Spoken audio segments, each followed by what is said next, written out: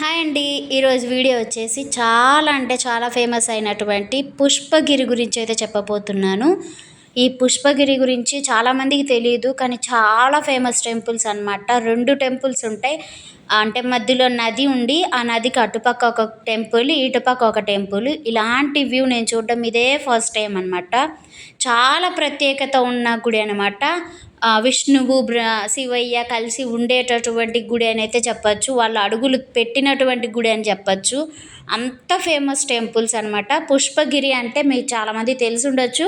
ఇది కడప జిల్లాలో ఉంటుంది అనమాట. సో అసలు ఎట్లా వెలిసారు, ఏంటి కథ, ఏంటి టెంపుల్ ఎలా ఉంటుంది ఏంటి అనేది మీరు చూస్తూ ఉండండి. వీడియోలో నేను మీకు చూపిస్తూ ఉంటాను. అంటే నదికి అటుపక్క ఇటుపక్క అని చెప్పాను కదా. అప్పట్లో నదిలో నీళ్లు లేనప్పుడు ఆ నదిలో నుంచి నడుచుకుంటూ కూడా వచ్చేవాళ్ళనమాట. అయితే ఇప్పుడు వాటర్ ఉన్నాయి కాబట్టి ఆ ఊరు నుంచి ఇంకొంచెం ముందుకు వచ్చి రోడ్డు మీదకి వచ్చి వెళ్తే మనకి ఇంకో ఊరికి వెళ్ళడానికి దారి వస్తుందన్నమాట. మనం అలా కూడా వెళ్ళొచ్చు. అసలు ఏ ఊరు ఏంటి కథ అంతా ఈ వీడియోలో చూసేద్దాం. ఫస్ట్ మేము పుష్పగిరి అని చెప్పేసి ఇక్కడ రాస్తున్నారు చూసారా, ఆలయముల సముదాయం అని చెప్పేసి ఈ పుష్పగిరి ఇక్కడికైతే మేము వచ్చాము. ఇదిగోండి ఇక్కడే అనమాట టెంపుల్. ఈ బోర్డుకి ఎదురుగానే ఒక పల్లెటూరు లోపలే ఉంటుందన్నమాట ఇది పుష్పగిరి అనేసి. మీకు అక్కడికి వెళ్ళగానే ఎవరైనా చెప్తారు. అసలు ఈ పుష్పగిరి ఎక్కడ అంటే కడప జిల్లాలోని చెన్నూరు మండలంలోని పుష్పగిరి గ్రామంలో ఉంటుందన్నమాట. మీరు కడప నుంచి వచ్చే వాళ్ళకైతే చాలా దగ్గర, 16 కిలోమీటర్లు మాత్రమే ఉంటుంది. అక్కడ నుంచి దగ్గరే అనమాట. పుష్పగిరి అని అడిగితే ఎవరైనా చెప్పేస్తారు దారి. ఒక చిన్న గ్రామంలో అయితే ఉంటుందన్నమాట. ఫస్ట్ ఇక్కడ శివయ్య గురించి అయితే ఉంటుంది ఇక్కడ టెంపుల్. ఇంకొక దగ్గర చెన్నూరు అన్నాను కదా, అది వచ్చేసి మనకి ఇంకొక టెంపుల్ అయితే ఉంటుంది. అక్కడ వాళ్ళని అడిగితే మీకు చెప్తారు. అంటే ఇది వచ్చేసి శైవ వైష్ణవాలయాల సముదాయంని పుష్పగిరి అని అంటారనమాట. అయితే ఇక్కడ మనం ఇప్పుడు చూపిస్తున్న గుడి ఏంటంటే శివుడిది. ఇక్కడే మన అమ్మవారి శక్తి పీఠం కూడా ఉందన్నమాట. మీకు క్లియర్గా ఇక్కడైతే నేను చూపించగలను. అక్కడ చెన్నకేశవ స్వామి అని అంటారు. విష్ణుమూర్తిని అక్కడ చెన్నకేశవ స్వామి అని చెప్తారు. చెన్నూరులో ఇంకొక టెంపుల్ అన్నాను కదా, అదనమాట. అక్కడ మాత్రం అస్సలు వీడియో అలో లేదనమాట. అసలు లోపల కూడా అలో చేయలేదు. నేను అంతా ఇంకా మీకు బయట మాత్రమే చూపిస్తాను. ఈ టెంపుల్ మాత్రం ఫుల్ వ్యూ మొత్తం మీకు క్లియర్ కట్గా చూపిస్తాను, స్వామితో సహా. అమ్మవారి శక్తిపీఠము లోపల ఇంక ఏమేమి ఉన్నాయి మొత్తం చూపిస్తూ ఉంటాను. అలానే అసలు ఇక్కడ ఎట్లా జరిగింది, దేవుడు ఏంటి, ఎలా వెలిసారు ఏంటి అనేది, అసలు పేరు ఎలా వచ్చింది పుష్పగిరి అని మొత్తం మీకు ఈ వీడియోలో చెప్తాను. ఇంకెవరైనా మన ఛానల్ సబ్స్క్రైబ్ చేసుకోకుండా చూస్తున్న వాళ్ళైతే ప్లీజ్ అండి సబ్స్క్రైబ్ చేసుకొని సపోర్ట్ చేయండి. చాలా మంచి మంచి వీడియోస్ అయితే మన ఛానల్లో వస్తూనే ఉంటాయి. మీరు ఎంత సపోర్ట్ చేస్తే అంత మంచి వీడియోస్ పెట్టాలని అయితే నాకు ఉంటుంది. ఇప్పుడు నేను చూపించేది వైద్యనాథేశ్వర ఆలయం అనమాట. అంటే శివయ్యని ఇక్కడ వైద్యనాథుడుగా అంటారు. అక్కడ విష్ణుమూర్తిని చెన్నకేశ్వర స్వామిగా అంటారు. ఇంకా కథలోకి అయితే వెళ్ళిపోదాం. మీరు ఈ వీడియోలో నేను టెంపుల్ గురించి మొత్తం చూపిస్తూ ఉంటాను, మీరు చూస్తూ ఉండండి. బ్రహ్మకి కుమారుడైన కశ్యపుడికి 21 మంది భార్యలు అంటండి. అందులో వినతి, కద్రువు అనే 2 భార్యలు అయితే ఒకేసారి గర్భం దాలుస్తారు. అయితే బయటకు వెళ్ళలేని పరిస్థితుల్లో ఉన్న వీళ్ళిద్దరూ ఇంటి దగ్గర గడుపుతూ ఉండేవాళ్ళు అనమాట. వాళ్ళు ఒక ఆట ఆడుతారు. అయితే అప్పుడు ఆ ఆటలో కద్రువు చేతిలో వినతి ఓడిపోతుంది అనమాట. ఇక వెంటనే ఆ ఆటలో పెట్టుకున్న నియమం ప్రకారం తనతో పాటు తనకు జన్మించబోయే బిడ్డలకు బానిసలుగా ఉండాలి అని చెప్పడంతో అందుకు ఆమె అంగీకరిస్తుందనమాట.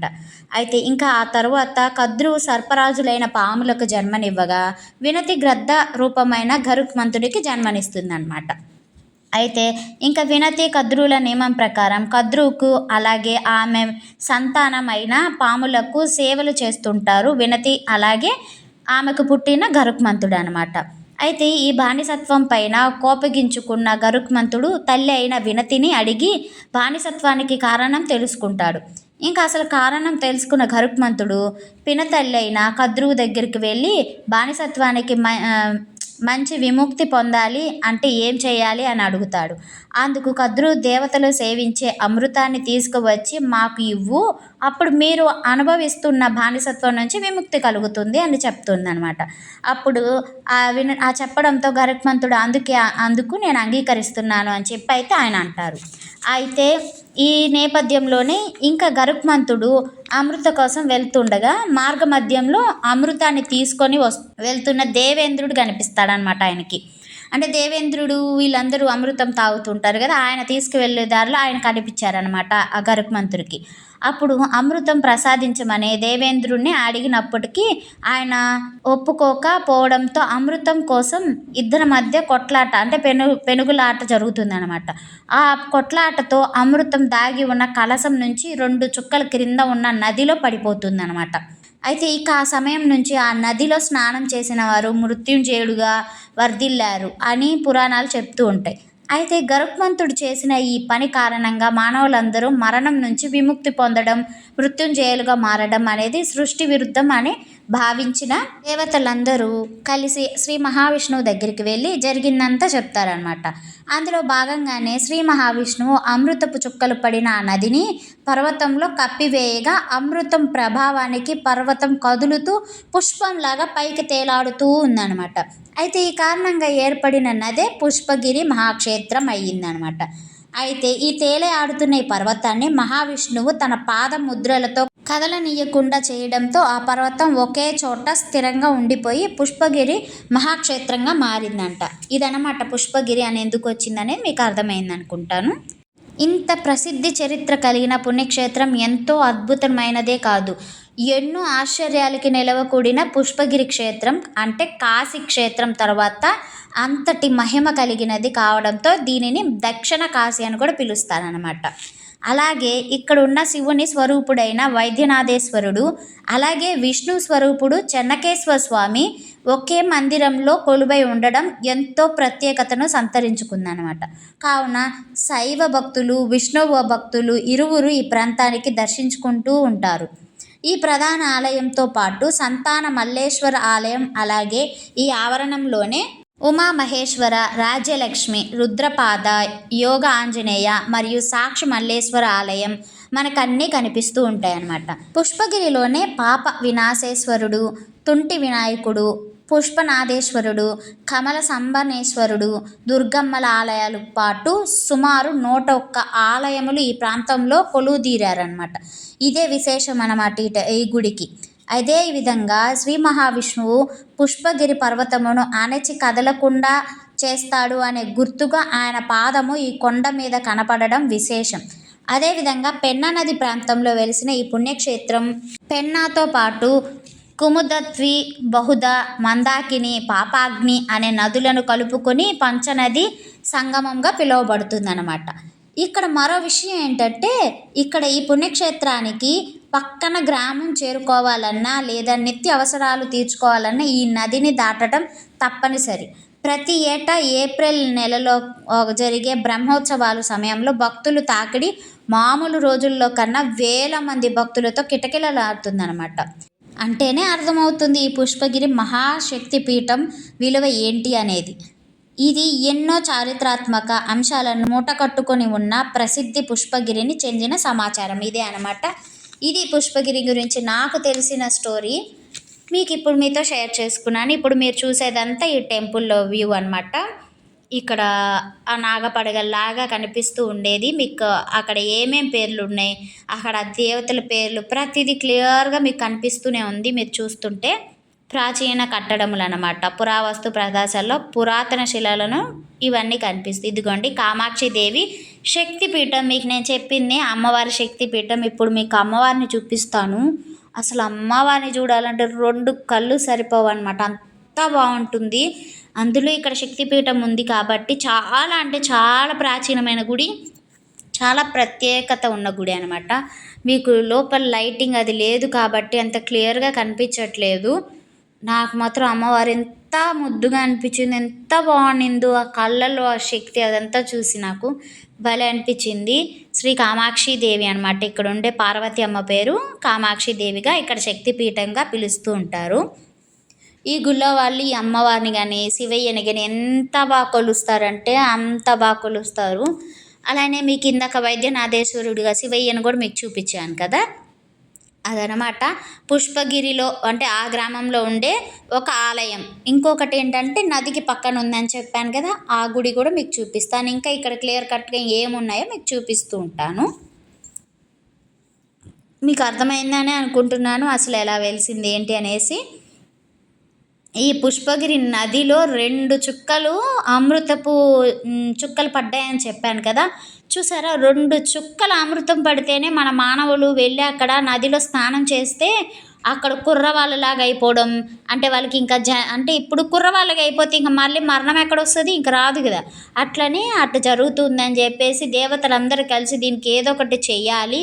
ఇలా జరిగితే మానవులు ఇంకా ఎట్లా ఇదంతా జరగదు కదా! అని చెప్పి దీనికి ఇంకొక స్టోరీ కూడా ఉంది. ఇది కూడా మీకు స్టోరీ చెప్తాను. ఈ టెంపుల్ మీరు చూస్తూ ఉండండి. చూస్తున్నారు కదా చుట్టూ చెట్లతో చాలా బాగుందన్నమాట టెంపుల్ అయితే. మీకు ఇంకా ఇక్కడ ఏ దేవుళ్ళు ఉన్నారు ఇవన్నీ మీకు చూపిస్తూ ఉంటాను. చూసారు కదా ఎంత ప్లేస్ ఉందో, ఎంత పెద్ద టెంపుల్, అసలు చాలా పెద్దది. నేను చెప్పాను కదా పుష్పగిరి అనే పేరు ఎలా వచ్చిందని. ఈ పుష్పగిరి అనే పేరు వచ్చే ముందు ఈ ఊరికి అసలు ఆ పేరు కాదనమాట. అంటే ఎన్ని సంవత్సరాలకు వచ్చింది అనేది మనకు కరెక్ట్గా తెలియదు, కానీ కలియుగం వచ్చే టయానికైతే ఈ ఊరికి పుష్పగిరి అనే పేరు అయితే వచ్చింది. ఇదిగోండి ఇక్కడ కూడా లోపల తీయొద్దన్నారు, నేను తెలియకుండా తీసి మీకు చూపిస్తూ ఉన్నా. ఇక్కడ చూడండి స్వామి శివయ్యనే ఇక్కడ కూడా కనిపించేది, వాళ్ళు తీయొద్దంటున్నారు.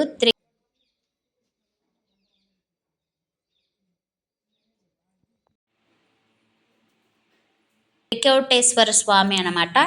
ఇక్కడ శివలింగాలు ఉంటాయి, చూపిస్తూ ఉంటాను చూడండి.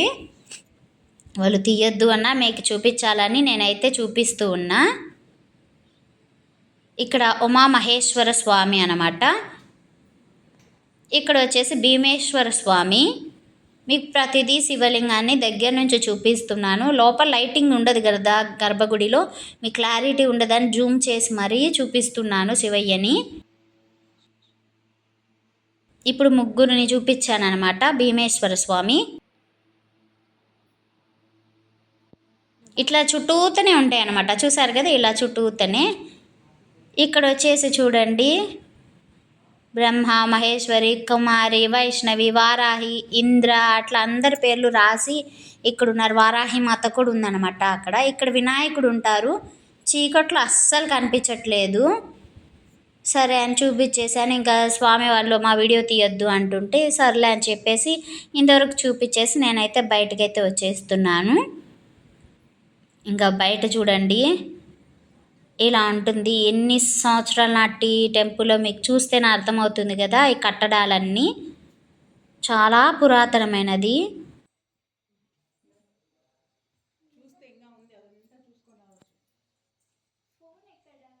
ఇంకా చూసి ఇక్కడ నందీశ్వరం నుంచి మేమైతే శివయ్యని చూస్తూ ఉన్నాం. ఇలా చూసిన తర్వాత నందీశ్వరుడికే కదా మన కోరికలు ఏమన్నా ఉంటే ముందు ఈ నందీశ్వరునికి చెప్తే ఈ నందీశ్వర స్వామి వెళ్ళి మన శివయ్య స్వామికి చెప్తారనమాట. వాళ్ళ కోరికలు ఇవి మీరు తీర్చండి అని చెప్పేసి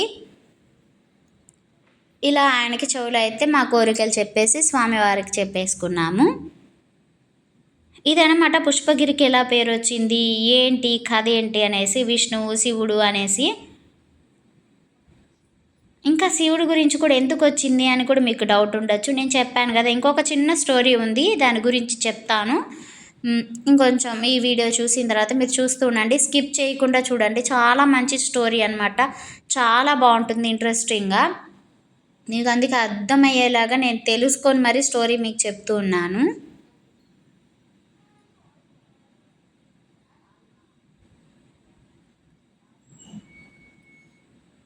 చూసారు కదా ఆ కట్టడాలు చూడండి అసలు ఎంత నీట్గా శిల్పాలు చెక్కడం కానీ వాటి మీద ఉన్న బొమ్మలు కానీ ఎంత బాగున్నాయో.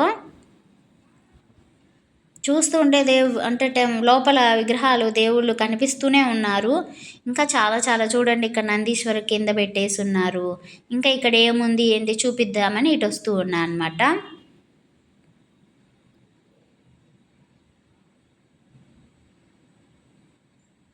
ఇలాంటి గుళ్ళు అందరికీ తెలియాలి, అందరు చూడాలనేది నా ఆశ. చాలా ఫేమస్ టెంపుల్స్ అన్నీ మనకి అసలు కనుమరుగైపోతున్నాయి, ఎక్కడున్నాయో కూడా తెలియని పరిస్థితుల్లో ఉన్నాం. మాకు కూడా వేరే వాళ్ళ నేను యూట్యూబ్లో చూశానండి, ఎందుకు చెప్పడం, నేను యూట్యూబ్లో పుష్పగిరి అని చెప్పి చూశాను. ఇది ఎంత దూరమో ఎక్కడుంటుందో అని చెప్పేసి అనుకున్నా, కడపలోనే అని తెలిసింది. అయితే నేను 1.5 year నుంచి అనుకుంటూ ఉన్నా వెళ్ళాలి వెళ్ళాలి వెళ్ళాలి అని చెప్పి. ఎట్ లాస్ట్ ఇప్పటికైతే కుదిరిందనమాట. ఈ వీడియో ఇప్పుడుదైతే కాదులేండి. నేను శిల్పారామం, సిద్ధవటం ఇవన్నీ మీకు టెంపుల్స్ గురించి 81 అడుగుల వెంకటేశ్వర స్వామి గుడులు గురించి మీకు పెట్టున్నాను. ఆ టెంపుల్స్ ఎవరైనా చూడలేదు అంటే ఆ టెంపుల్స్ వ్యూస్ కూడా మీకు వీడియోస్ లింక్స్ అయితే నేను డిస్క్రిప్షన్లో ఇచ్చేస్తాను. ఆ వీడియోస్ కూడా చూడండి. 81 అడుగుల వెంకటేశ్వర స్వామి ఆలయానికి కూడా మీకు చూపిస్తాను. చాలా బాగుంటాయి అవి కూడా. అప్పుడు వెళ్ళింది అనమాట ఈ పుష్పగిరి. మీకు అప్పుడు నేను వీడియోలో చెప్పుంటాను ఇంకొక మంచి వీడియో వస్తుంది అనేసి. ఎట్ లాస్ట్ ఇప్పటికైతే కుదిరిందనమాట. అంటే నేను స్టోరీకి తెలుసుకోవాలి, మీకు వివరంగా చెప్పాలి అనేసి ఇంత లేట్ అయితే చేశాను. Sorry for the late. And ఎంత లేట్ చేసినా మంచి వివరం అయితే తెలుసుకొని మీకు కూడా షేర్ చేసుకుంటున్నాను అనమాట. ఇంకా పుష్పగిరిలో ఇట్లా అయితే జరిగింది. ఇలా చూసుకొని మేము ఇంకా కొంచెంసేపు అక్కడ కూర్చున్న తర్వాత అంటే ఈవినింగ్ టైం అయిపోతుంది కదా, ఇంకా చెన్నకేశ్వర స్వామి కూడా చూడాలి మనం. సో అక్కడికి కూడా వెళ్ళాలి కదా, మళ్ళీ లేట్ అవుతుందని మేము త్వరగా అయితే వెళ్తూ ఉన్నాం. సరే ఇంక ఇవి మీరు చూస్తూ ఉండండి. నేను చిన్న స్టోరీ అయితే ఉందన్నాను కదా, అది కూడా చెప్తాను మీతోటి. చూసారు కదా, ఇది పుష్పగిరి లోపల వ్యూ అంతా చూపించారు. ధ్వజస్తంభం నుంచి లోపల మొత్తం ఇట్లా ఉంటుందన్నమాట. ఎంత పెద్ద గుడి, అసలు చాలా పెద్దది. ఇంక ఇది చూసుకొని మేమైతే వెళ్తున్నాం. నా కోసం మా వాళ్ళు చూస్తూ ఉన్నారు. గోపురం అయితే 2 అంతస్తులు అయితే ఉంది. చూసారు, ఈ బోర్డు చూపించమని చెప్తా ఉన్నారు మా అమ్మవారు. ఇదిగోండి, వైద్యనాథ స్వామి దేవాలయాల సముదాయం పుష్పగిరి అని ఇక్కడ ఒక్కొక్క దాని గురించి ఇక్కడ రాసున్నారు మీకు. వైద్యనాథ స్వామి దేవాలయం, భీమేశ్వర దేవాలయం, రాఘవేశ్వర, త్రికోటేశ్వర అని వాటి గురించి అయితే అక్కడ రాసున్నారు.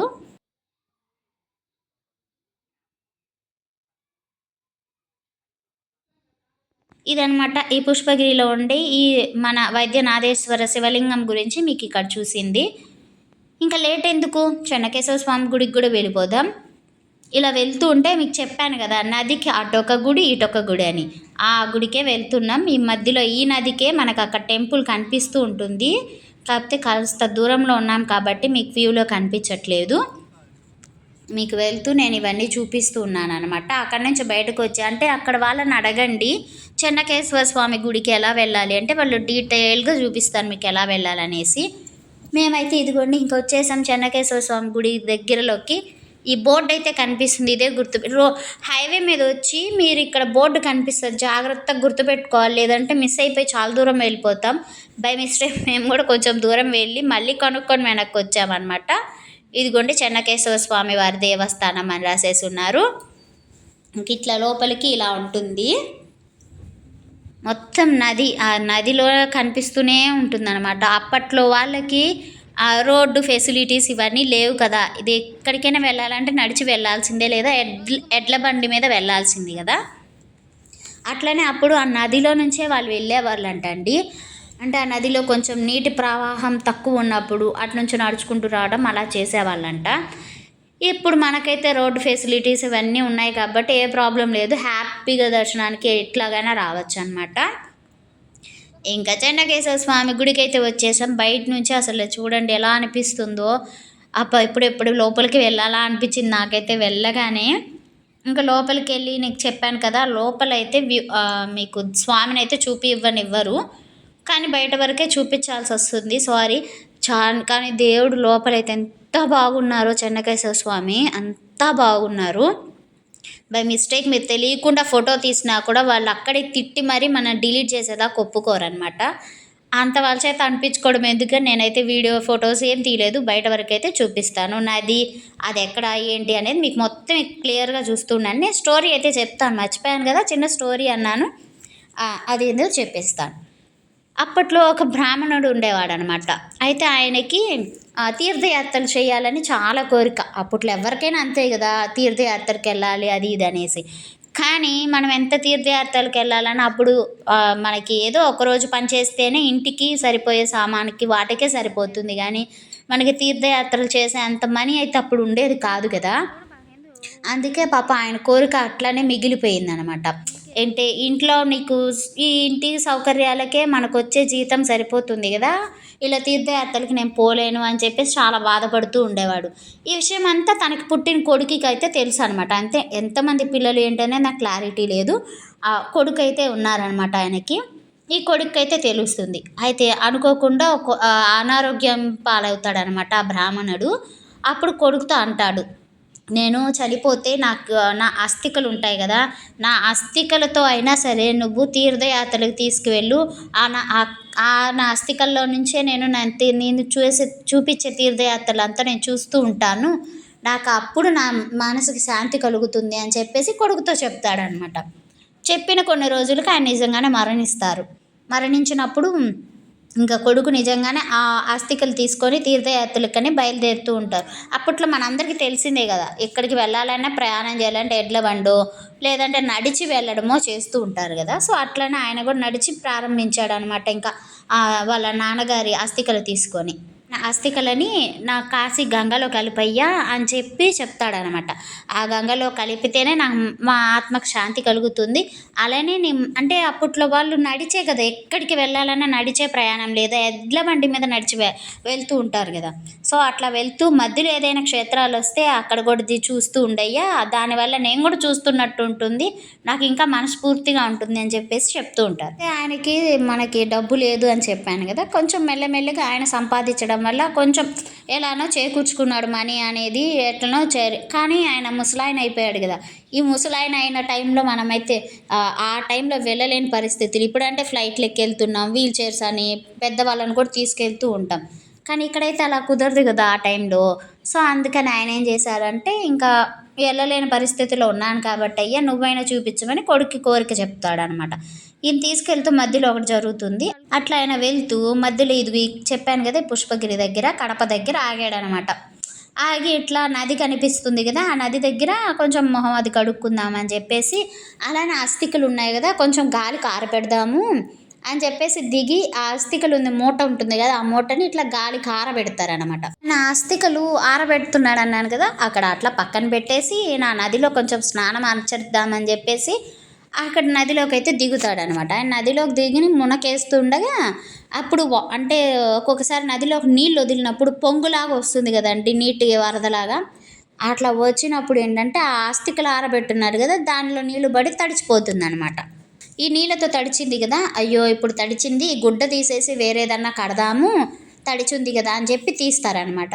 తీయగానే అందులో అస్థికలు కనిపించవు, మల్లె పువ్వులాగా పువ్వులు గుమగుమలాడుతూ పువ్వులు కనిపిస్తాయి అనమాట. అదేంటి మన అస్థికలు ఉండాలి కదా, ఏంటి ఇలా జరిగింది అని చెప్పేసి ఆయన ఆశ్చర్యపోయి చూస్తూ ఉంటాడు. చూసారా పినాకిని నది అంటే పెన్నా నది ఎంత అద్భుతమైనది. ఈ నీళ్లు పడగానే మా నాన్నకి అంటే ఆత్మ శాంతి ఇచ్చి అస్థికలు కూడా మా నాన్నకి పువ్వుల్లాగా మారిపోయాయి అని చెప్పేసి చాలా ఆనందంగా ఫీల్ అవుతాడు అనమాట. అంటే వాళ్ళ నాన్నకి విముక్తి కలిగింది అని చెప్పేసి. ఆ ఆనందంలో మా నాన్నకి అంటే ఆత్మ శాంతి ఇచ్చింది కదా, ఇంకా కాశీ దాకా వెళ్ళాల్సిన పని లేదు, ఈ పువ్వులని అదే ఆ అస్థికలని ఇంక ఈ నదిలోనే కలిపేద్దాము అని చెప్పేసి ఈ నదిలోనే కలిపేస్తాడనమాట. అంటే అస్థికలు వదిలేటప్పుడు పిండ ప్రదానం ఇవన్నీ చేస్తారు కదా, అవన్నీ కూడా ఆయన ఇంకా ఆ నది దగ్గరే అంటే కాశీ దాకా వెళ్ళకుండా ఇక్కడే ఈయనకు విముక్తి కలిగింది అని భావించి అన్ని కార్యక్రమాలన్నీ ఇక్కడే చేసేస్తారనమాట ఆయన. ఇంకేనా స్నానం ఆచరించి ఇవన్నీ చేసేసారు కదా, ఇంక మా నాన్నకి మోక్షం వచ్చేసింది, ఇంక నాకు అంతకంత భాగ్యం ఏంటి, ఈ పినాకిని నది ఎంత మంచిదో ఎంత బాగుందో అని చెప్పేసి ఆనందంగా హ్యాపీగా ఇంటికైతే బయలుదేరేశాడనమాట. ఇంకా తర్వాత ఏం జరిగిందంటే, ఈయన స్నానం చేసిన చిన్న మడుగులో ఉంటుంది నది. అంటే నది మొత్తంలోకి మునగం కదండి, కొంచెం గుంతల్లాగుండి కాలువల్లాగా సైడ్ ఉంటాయి కదా, వాటిల్లో స్నానం చేశాడనమాట. అలా స్నానం చేస్తున్నప్పుడు అక్కడ నీటి అంటే పొంగులాగా వచ్చింది అన్నాను కదా, అది కొట్టుకొని ఈయన పక్కకు వస్తుండేవాడంట. మళ్ళీ నదిలోకి వస్తుండే, మళ్ళీ కొట్టుకొని అట్లా పక్కకి వెళ్ళినా అక్కడ ఒక ప్లేస్ గుంతలాగా ఏర్పడిపోయింది అనమాట. ఆ గుంతలో ఏంటంటే మామూలుగా గేదెలు అవన్నీ వచ్చినప్పుడు నీళ్లు తాగడం ఇవన్నీ జరుగుతూ ఉండేవన్నమాట. అయితే ఒకరోజు ఎడ్ల బండి కట్టుకొని వెళ్తూ ఉంటారు కదా, అట్లా వెళ్తున్నప్పుడు ఒక ఆయన జారి ఆ గుంత దగ్గరకు వచ్చి పడిపోతారనమాట. ఎడ్లు ఈయన మొత్తం ఆ నీళ్ళలో పడిపోతారనమాట. అంటే ఆ గుంతలాగుంది ఆయన స్నానం చేశారన్నాను కదా దాంట్లోకి. ఆయన చాలా ముసలాయన అనమాట. అటు వెళ్తూ జారి ఇటు పడ్డాడు కదా, ఆయన ఎలా వచ్చాడంటే గబగబా పైకి వచ్చేసాడు అనమాట. ఎంత ముసలాయన కదా, అదేంటి ఇంత త్వరగా నేను రాగలిగానని చూసుకుంటూ ఉంటాడనమాట ఆశ్చర్యపోయి. ఆ ఎడ్లు కూడా ఏంటంటే మామూలుగా అవి పెద్ద అంటే బాగా ఏజ్డ్గా ఉండే ఎడ్లు అనమాట. అవి కూడా ఏమయ్యాయి, ఆ నీళ్ళలో నుంచి రాగానే యంగ్ ఎడ్లుగా ఎట్లా ఉంటాయి అట్లా మారిపోయాయి అంట. అవి కూడా మొత్తం అంటే అవి కూడా ఏజ్ అంతా తగ్గిపోయిందనమాట. ఏంటిది ఈ నదిలో పడితే ఇలా జరుగుతుంది ఏంటి అని చెప్పి ఆశ్చర్యపోయి ఆయన చూసుకుంటూ ఉంటాడనమాట. ఇదేంటి ఇలా జరిగింది అని మళ్ళీ ఆయన ఆశ్చర్యపోయి మళ్ళీ ఆ నదిలోకి వెళ్ళి మళ్ళీ 3 సార్లు అదే గుంతలోకి వెళ్ళి 3 సార్లు మునిగి మళ్ళీ బయటకు వస్తాడంట. ఏంటి నా చెంపలు అవన్నీ చూసుకుంటుంటే అంటే కుర్ర ఏజ్లో ఎలా ఉంటుంది సేమ్ అట్లా ఉండడం స్టార్ట్ అయిపోయిందంట ఆయన బాడీ అంతా. అప్పుడు ఆయన ఆశ్చర్యపోయి అక్కడే వాళ్ళ భార్య కూడా ఉందన్నమాట. ఉంటే ఆమెను పిలుస్తాడు, ఏమే ఇట్రావే అని పిలుస్తాడనమాట. పిలిస్తే ఎవడ్రా నువ్వు కుర్రబడివి, పెద్ద చిన్న లేదా, నన్ను ఏమే వసే అని పిలుస్తున్నావు, ఏమిరా నీకు, పోరా మీ తల్లిదండ్రులు చెప్పు అది ఇది అని చెప్పి ఆమె తిడుతుంది అనమాట. వసే నేనే నీ మొగుడిని అది ఇది అని చెప్తే ఆమె నమ్మదనమాట. ఇంకా ఇట్లా ప్రూఫ్స్ అవన్నీ చూపించినా కూడా ఆయన నమ్మకపోయేసరికి సరే అని చెప్పి ఆమెను తీసుకొచ్చి ఈ నదిలోనే ఆమెను కూడా 3 సార్లు మునకేపిస్తాడనమాట. మునకేపించగానే ఆమె కూడా కుర్ర ఆమెలాగా తయారైపోయి బయటకు వస్తుంది. ఇంకా వీళ్ళు ఆశ్చర్యాన్ని పోయి ఏంది ఇది ఇట్లా జరుగుతుంది అని చెప్పి ఇంకా మనకి పొట్టొబ్బరం కదా అండి జనాలకి, ఇది ఊరు మొత్తం చెప్పాలని చెప్పేసి ఇంటికి వెళ్తారు. వీళ్ళకే మనవాళ్ళు కూతుర్లు కొడుకులు ఉన్నారనమాట. ఇంటికి వెళ్ళగానే వీళ్ళందరూ గుర్తుపట్టరు వీళ్ళని. ఎవరు వీళ్ళు ఎవరు మీరు అని అడుగుతుంటే మేము రా మీ తల్లిదండ్రులం, మేము తాత అవ్వలము, ఇక్కడ నదిలో మేము వెళ్ళి మునిగితే ఇట్లా మేము కుర్రాళ్ళగా తయారైపోయాము అని చెప్పి చెప్పగానే ఊరు మొత్తం చాటింపేసేసారు వీళ్ళు. ఇంకా ఊరు మొత్తం చెప్పగానే ఊరుకుంటారా చెప్పండి.